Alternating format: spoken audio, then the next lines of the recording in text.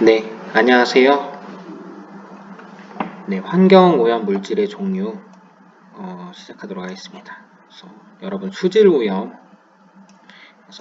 수질오염이란 물의 자정 능력을 정화될 수 없는 많은 양의 오염물질이 유입되어 이용할 수 없을 정도로 수질이 악화된 상태를 의미한다. 수질오염은 토사나 자생하는 동식물들의 사체 등으로 인해 자연적으로도 발생하지만 대부분은 인간 활동으로 인한 가정하수, 산업폐수 및 축산폐수 등이 원인이 됩니다.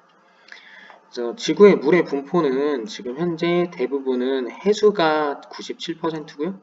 담수가 3%입니다. 그래서 담수 이 3%의 담수에서는 첫 번째 가장 많은 게 빙하로 보시면 되고요. 그 다음에 지하수, 지표수로 이렇게 볼 수 있겠습니다.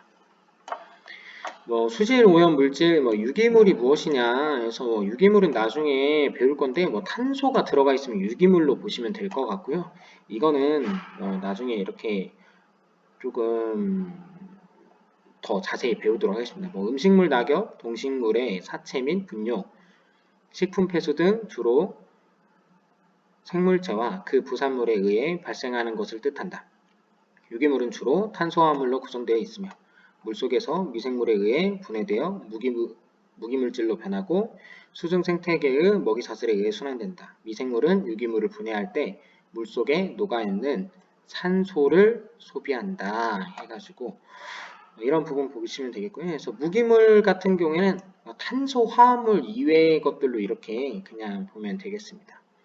질소나 인 등의 독립된 원소들과 이들의 화합물을 뜻한다. 인과 질소 같은 무기물이 유입되면 조류의 과잉 번식으로 인해 부영양화를 촉진시킨다. 인, 질소, 그래서 이 부분 인과 질소, 부영양화를 시킨다. 그래서 여러분들 이렇게 조류가 과잉 번식했다. 해서 예전에 녹조 라떼 이런 말 들어봤을 거예요. 그래서 4대강 했는데 이렇게 녹조 라떼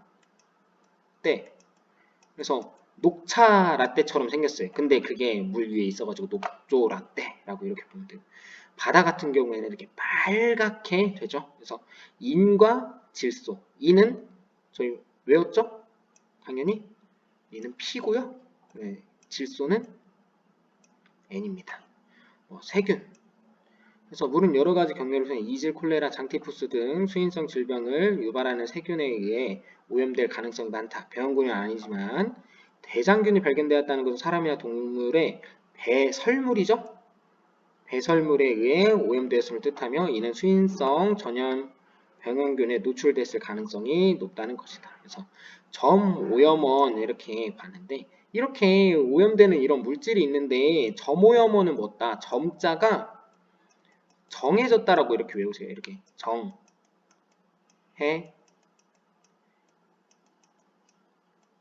이렇게 정해짐으로 이렇게 외우시면 되겠습니다. 제가 지금 이렇게 쓰고 있는 거 이렇게 다 써주셔야 돼요. 이렇게 E는 P고 질소는 N이고 인과 P가 많으면 부영양화 된다. 이렇게 이 내용 아셔야 돼. 이거 환경기능사 문제에 자주 나오는 문제고요. 가장 쉬운 문제죠. 저오염원도 환경기능사 문제 많이 나옵니다. 그래서 정해졌다 해서 정해졌어요. 왜요? 나오는 게 뻔해요. 가정하수에서 항상 폐수 나오죠. 공장에서 항상 폐수 나오고 공단에서도 항상 폐수 나옵니다. 그럼 B자는 무슨 B자? 자, B자는 안일 B자입니다. 안일 B. 그래서 잠깐만요. 제가 이게 다시 네, 문제가 있습니다. 해서 B자는 안일 B자 이렇게 보시면 되시고요. 정해지지 않았어요. 항상 나오는 게 아니에요. 그러니까 정해지는 점오염원은 항상 나와요.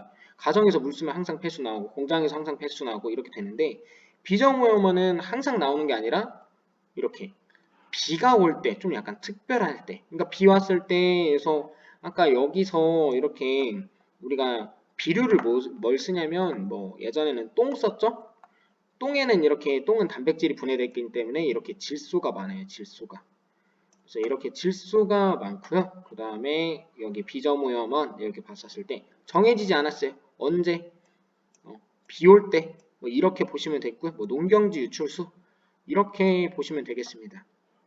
여기에 비료 같은 걸 줬죠. 비료 같은 걸 줘가지고 그래서 n이 엄청 많아요. 그래서 n. 그래서 이 n이 엄청 많은데 얘네들이 이제 강 같은 데로 이렇게 흘러가게 되죠. 그래서 농경지 옆으로 이렇게 가게 되고요. 그래서 이렇게 한번 읽어보시면 되겠고요.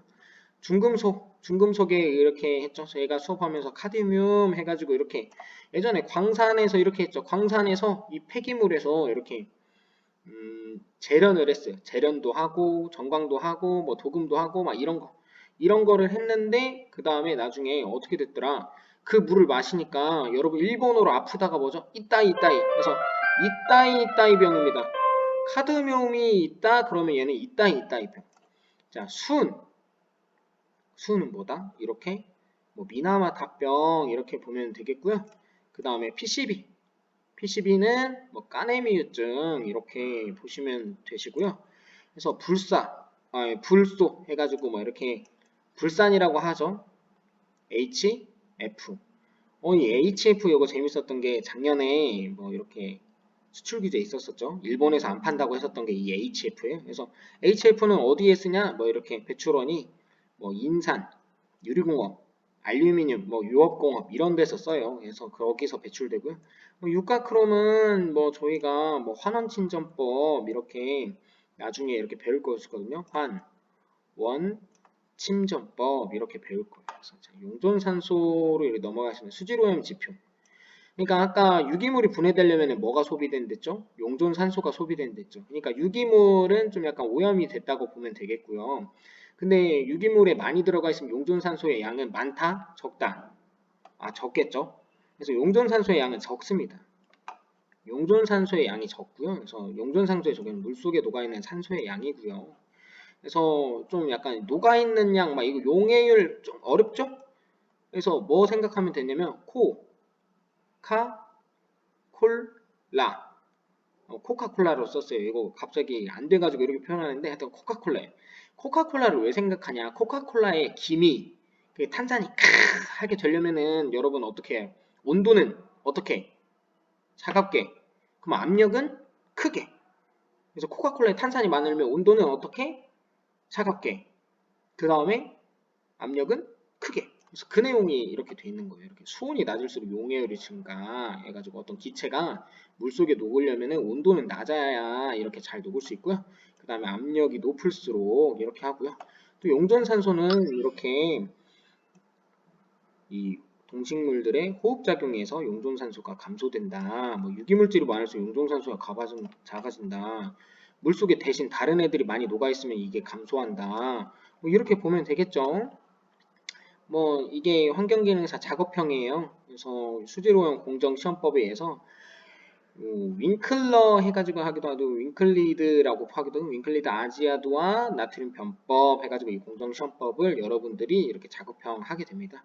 보통 일반적으로 한 2주 정도면 충분해요. 그래서 뭐 나중에 종말점이라고 해가지고 이게 시험이 언제 끝나냐? 청색인 애가 무색이 되면 이게 시험이 끝나요. 그래서 종말 해가지고 뭐 이제 거의 끝나는 색깔, 점, 포인트 끝나는 색깔은 뭐다? 청색에서 무색이 됐다라는 그런 부분으로 보시면 되겠습니다. 자, 이제 연습 문제는 좀 이따 나중에 풀도록 하겠습니다.